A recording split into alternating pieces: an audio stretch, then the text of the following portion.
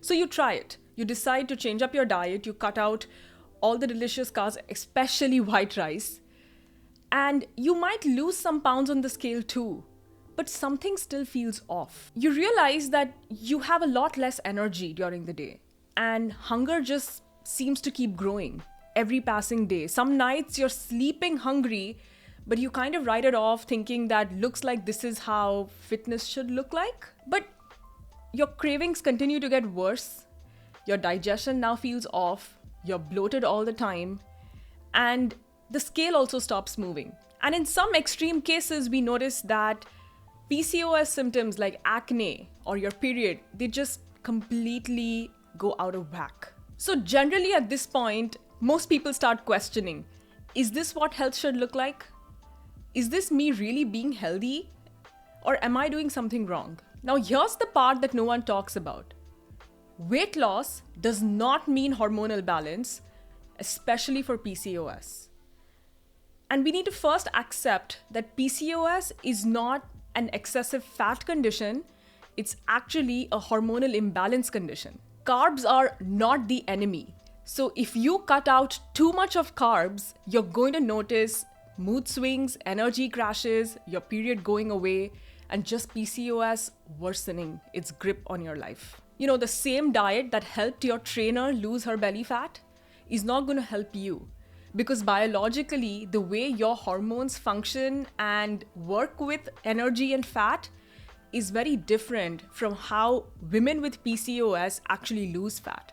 So today we are going to dive deep into topics like what exactly is PCOS, how is insulin connected to this entire equation, especially in PCOS, and why carbs are not the enemy for you in particular. Then we're going to dive deep into what is your BMR and metabolism in the world of PCOS, how the amount of carbs in your diet impact hormones, again, in the world of PCOS. We're going to dive specifically deep into thyroid, into your sleep hormones, into your stress hormones, and then we're going to discuss how and what is the best diet approach that you could follow so that you're able to continue losing weight with PCOS while eating carbs. Like, what is that exact strategy? And towards the end of the podcast, I'm going to give you some tips that have worked for other PCOS clients who have followed a more sustainable and hormone-first nutrition approach. So let's dive in and begin with some foundational topics. I want to first talk about what a PCOS-friendly diet looks like. Now, you've probably done a low-carb diet without realizing, because almost every single PCOS-friendly diet plan out there is nothing but a low-carb diet packaged with a wrapper of PCOS-friendly. So you might have just thought that, okay, let me cut out rice, oats, millets, quinoa.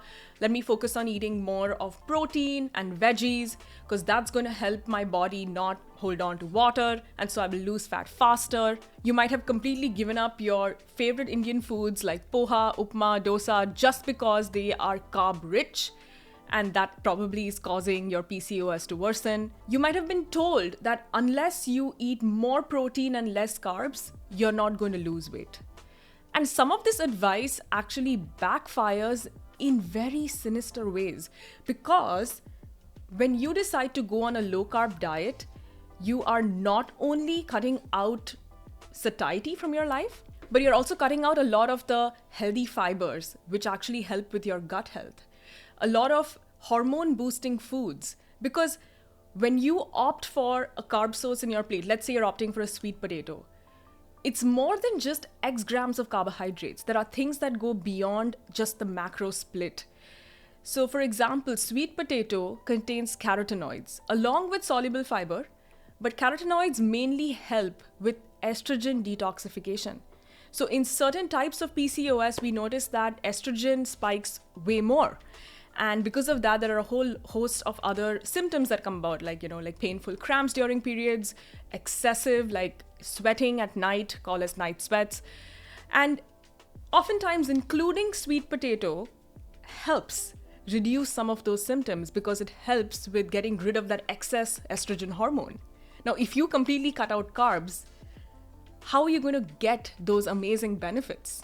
a lot of people skip fruits and lentils thinking that, hey, it's just fructose. I don't really need lentils because I'm getting protein from meat.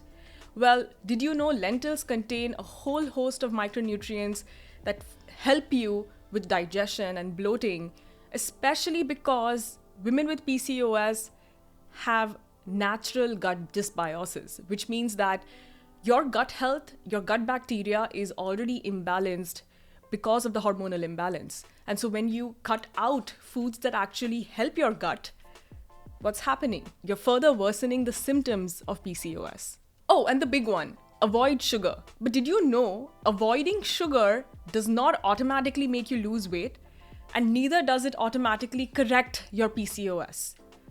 So bottom line is that carbs are not just X grams of carbs on your macro calculator. They contain fiber, antioxidants, micronutrients, and hormone supporting attributes, which are very, very hard to replace through supplementation.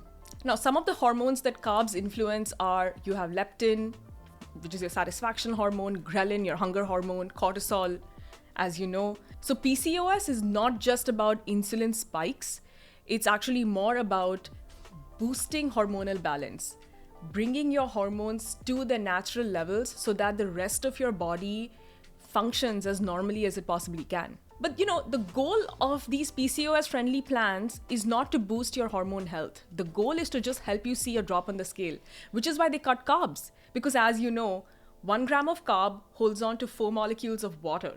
So when you cut carbs from your diet, within a day or so, you will notice a whoosh effect where all of the water that your body was holding on to now gets excreted out. So you suddenly see a drop on the scale, you feel flatter, leaner, and so you start thinking that, oh, this diet is working for me. And this is the classic trap that a lot of women with PCOS fall into. And I understand why, because like I said, social media is promoting a low-carb diet for PCOS. But I often wonder, where did this originate from? So what happened was, women are told that PCOS is a result of insulin resistance, which is true. So we need to do things to avoid insulin spikes. Okay, so now carbs cause insulin spikes. So cutting carbs should help, right? So a few women decided to try it out and they lost weight fast. Makes sense, right? And because of this story got amplified on social media, where it started becoming like the only solution to managing PCOS weight loss. But no one talked about what's happening inside the body. Everyone just looked at the number on the scale. And so they assumed that weight loss means PCOS will go away. But PCOS is not a weight problem. PCOS is a hormone problem. It's inside you. It's the way your hormones don't work properly. So weight gain in PCOS is just a symptom. So fixing the symptom is not going to solve the problem. You go on a low-carb diet, see the weight loss. It gets too painful to continue the journey. So you give it a break, you go on a binge fast, you regain all the weight really, really fast because internally when you went on low carb the first time, your hormones shifted a bit and not in the right direction. And so when you regain all the weight, you panic and you do low carb again. And then you blame yourself that I'm not disciplined enough. And this is how the yo-yo dieting cycle continues. So doctors, influencers, everybody tells you to cut carbs because they want to show you that initial weight loss and make you feel like the diet is working for you.